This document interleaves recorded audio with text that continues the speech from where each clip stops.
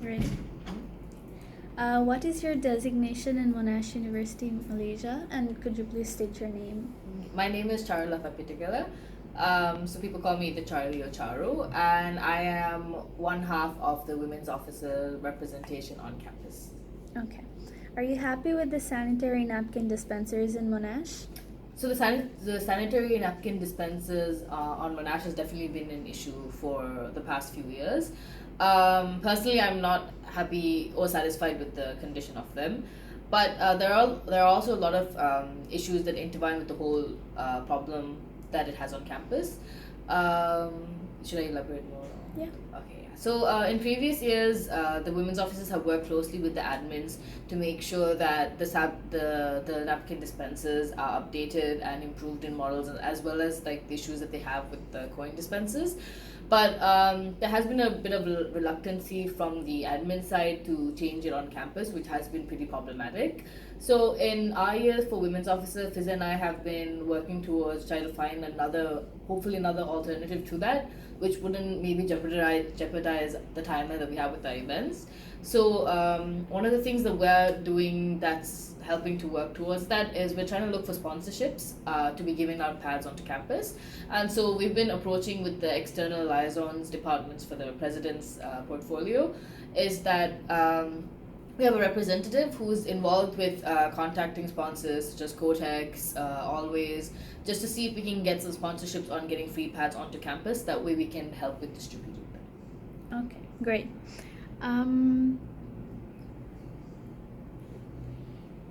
Have you or anyone you know ever had to face difficulties or any humiliation while menstruating on campus? I think definitely the whole identity of being a woman is interlinked with the fact that there is a lot of stigma and a lot of prejudice around the fact that women's menstruate, even though it is completely natural and it happens to legit every single female being on the planet. But I think the biggest issue that it happens, especially for women not only on campus but from an early age in high school, is I think that fear does actually stem from in high school.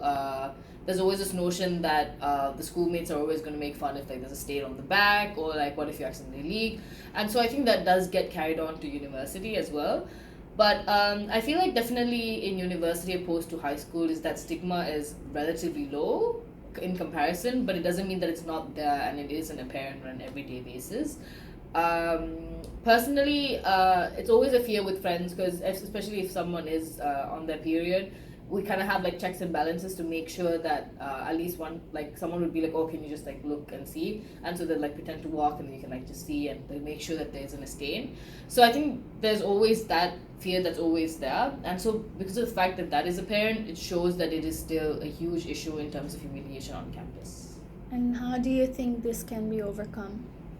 I think the way that it can be overcome, especially through the work that we've been doing as a department, is through the different ways of awareness campaigns that we can help initiate as well.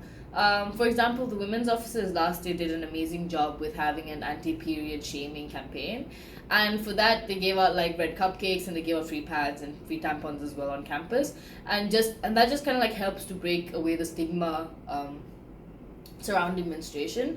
I think the fact that having dialogue and making it more apparent, the fact that it's a normal thing, helps break that out, because there's always that initial sense of, oh, it's taboo, you shouldn't be talking about this. But then when you break a part of that, especially coming from an Asian society, then it really helps impact the way that people portray and see that menstruation is actually a very normal thing.